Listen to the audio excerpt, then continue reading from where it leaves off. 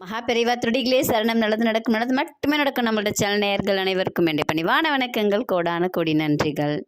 இன்னைக்கு இந்த பதிவில் நம்ம என்ன பார்க்க போகிறோம் அப்படின்னு பார்த்தீங்கன்னா, நம்ம எல்லாரும் ரொம்ப நாள் முன்னாடியெல்லாம் செஞ்சுட்டு இருந்த நமக்கெல்லாம் ரொம்ப பிடிச்ச மகா பெரியவாவுக்கு ரொம்ப ரொம்ப ரொம்ப பிடிச்ச பழக்கத்தை இன்றைக்கி எல்லாரும் விட்டுட்டோம்.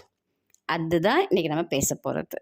நடக்கவே நடக்காது, இது முடியாது இப்படின்னு சொல்கிறக்கூடிய எந்த ஒரு செயலையும் காரியத்தையும் ஜெயமாக்கக்கூடிய ஒரு அற்புதமான நாமத்தை பற்றி தான் இன்றைக்கி நம்ம பார்க்க போகிறோம். சரிங்களா? மகா பெரியவாவை பார்க்குறதுக்கு ஒரு சொற்பொழிவாளர் வருவார்.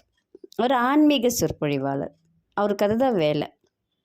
ஒவ்வொரு ஊராக போய் சொற்பொழிவு பண்ணுவாங்க. அதே சமயத்தில் கோயில் கும்பாபிஷேகம் அந்த மாதிரிலாம் நடக்குது அப்படின்னா அங்கே இல்லாமல் போய் சொற்பொழிவு பண்ணுவாங்க. அவருக்கு அது ரொம்ப பிடிக்கும். ஆனால் வருமானம் அப்படிங்கிறது பார்த்திங்கன்னா அது கொஞ்சம் சொற்பமாக தான் இருக்கும் அவருக்கு. ஆனால் அவருக்கு ரொம்ப பிடிச்சது. கூடையே இன்னொரு வேலையும் சேர்த்து செஞ்சுட்டு இருப்பார். அந்த வேலை தான் மகா பெரியவாவுக்கு ரொம்ப ரொம்ப பிடிக்கும். அவர் என்ன பண்ணுறாரு, கொஞ்ச நாளாக அதுக்கு மக்கள்கிட்ட வந்து போதிய ஆதரவு இல்லை அப்படிங்கிறதுனால அதை செய்யறதையே விட்டுட்டார். அவர் பெரியவா கிட்ட சொல்கிறார். என்ன சொல்கிறாருன்னா, இந்த மாதிரிலாம் போயிட்டுருக்கு பெரியவா, நல்லா இருக்கேன் அப்படின்னு சொல்லிட்டு சொல்கிறார். உடனே பெரியவா என்ன சொல்கிறாங்கன்னா, இது கூட நீ இன்னொரு வேலை செஞ்சில்ல, அந்த வேலை எனக்கு ரொம்ப பிடிக்கும், ஏன் அந்த வேலையை நீ செய்யறதில்ல அப்படின்னு கேட்குறார். உடனே அவர் என்ன சொல்கிறாருன்னா, பெரியவா அது மக்கள்கிட்ட ஆதரவே இல்லை, நான் என்ன சொன்னாலும் அதனுடைய பலனை வந்து யாரும் புரிஞ்சிக்க மாட்டேங்கிறாங்க, அதனால் நான் அதை விட்டுட்டேன் பெரியவா அப்படின்னு சொல்கிறார்.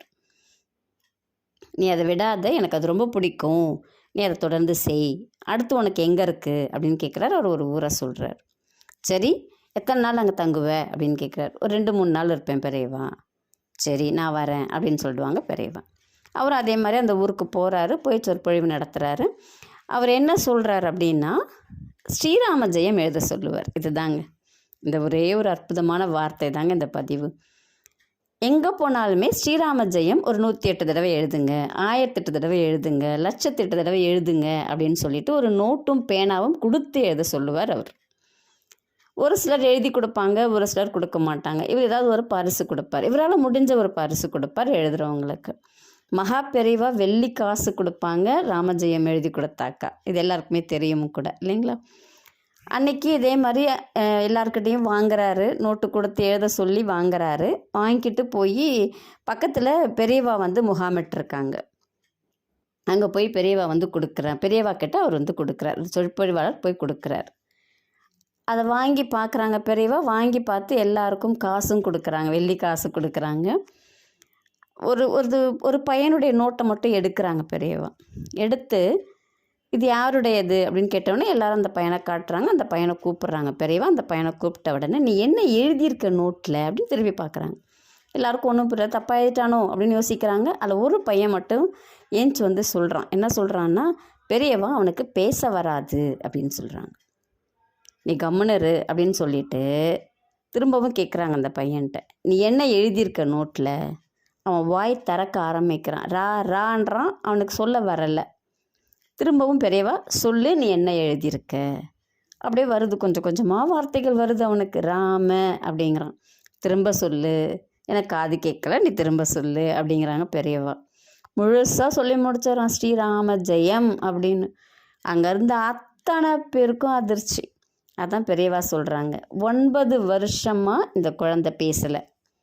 இந்த ஸ்ரீராம ஜெயம் 1008 தடவை எழுத சொல்லியிருக்கோம். அந்த பிள்ளையால் முடிஞ்சது அந்த நோட்டில் எழுதி கொடுத்துருக்கு. அதுக்குரிய பலன் அந்த ராம ஜெயம் அப்படிங்கிற வார்த்தை எல்லா மந்திரத்தையும் உள்ளடக்கியது. நீங்கள் கேட்டது கேட்காதது அத்தனை நல்ல விஷயங்களையும் கொடுக்கக்கூடியது. இந்த ஸ்ரீராம ஜெயம் எழுத சொல்கிறத நீ எங்கேயுமே விட்டுறாத. இந்த ஒரு அதிசயமே இதுக்கு உனக்கு வந்து அத்தாட்சி அப்படின்னு சொல்லிட்டு அந்த சொற்பொழிவாளர்கிட்ட பெரியவா சொல்கிறாங்க.